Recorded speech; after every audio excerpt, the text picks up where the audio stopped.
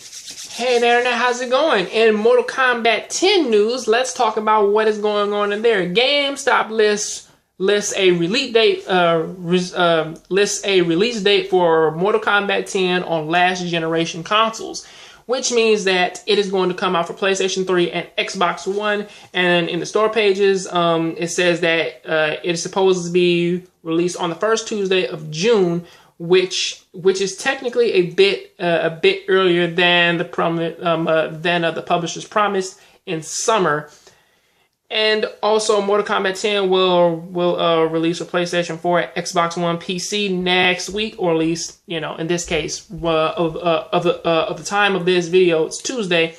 But thanks to the delay, high voltage software accompanied with last gen versions were pushed outside the initial April window. So what does all this mean? All this means is that pretty much the last generation is also going to get this, and a lot of people are pretty much asking the question, or at least like people are going to look at this and try and take way more stabs at the Wii U.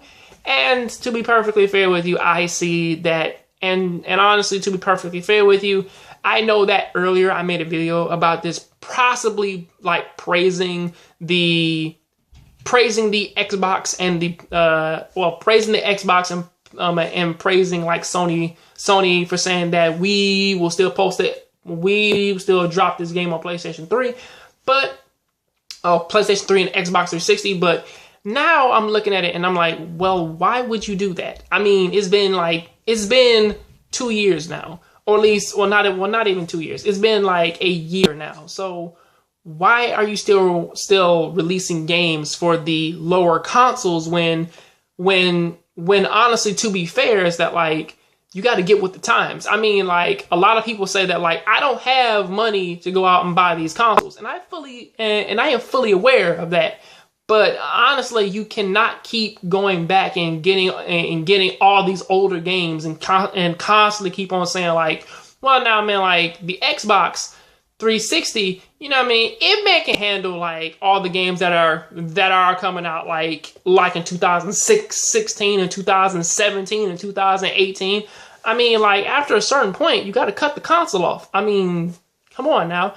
I mean, like they did it for the PlayStation 2, and they got to do it for the PlayStation 3, and they did it for the Xbox early on, and pretty much now they got to do it for the Xbox 360. I mean, you got to cut those consoles off so that developers can just focus on now.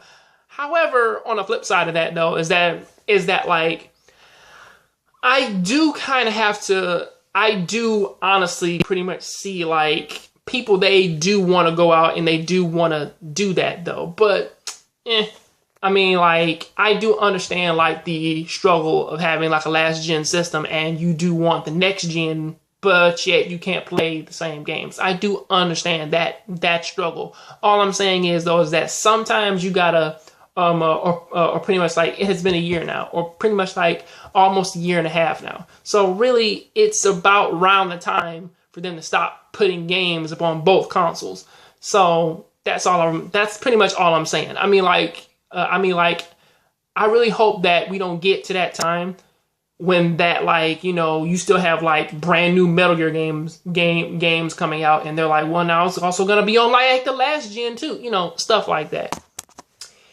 In personal gamer notes, let me go ahead and talk about like the thing that kind of has me worried about this gen in gaming. Now, honestly, you can just skip this in the video right now, because honestly, I'm just gonna be talking about something for like a quick minute, and that is, I don't know why.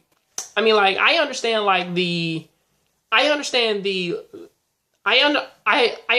time frame that like it takes for making video games nowadays, but I'm a bit I have like this small little pet peeve with gaming today, in which that a lot of people making games and a lot of people who go out and they buy games, especially like disc-based games, they go out and they do this thing of saying like, well, now I'm not going to buy that game unless it has next-gen graphics. And I'm looking at it and I'm like, games are taking longer and longer and longer to make, right?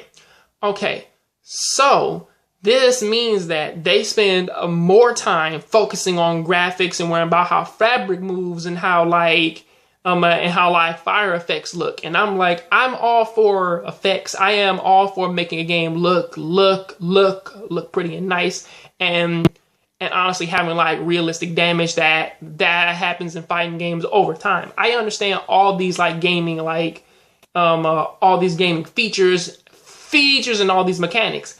However, at the same time though, is that like I still want to play that game within like 3 years of you making it, because a lot of people, they don't really want to go ahead and they don't want to like say like, look man, the game has like average graphics, but I'm like, look at the mechanics. The mechanics are groundbreaking. The mechanics are great. And I'm like, I really want that. I mean, like, I understand that like every company has a very gigantic plethora of titles, but they're not messing with them anymore. So I'm like, they really got to go ahead and they really got to go back and look at those older titles and just not even make them like better games. Just bring them back with good mechanics and good controls. They don't have to look like PlayStation 4 games or like be all glossy and shit, but they can look all normal. So that is what I'm saying about that. What do you think about it? Tell me in the comment section. I'll catch you on the next John Grave Show. Please keep watching anime, keep playing video games. I'm out.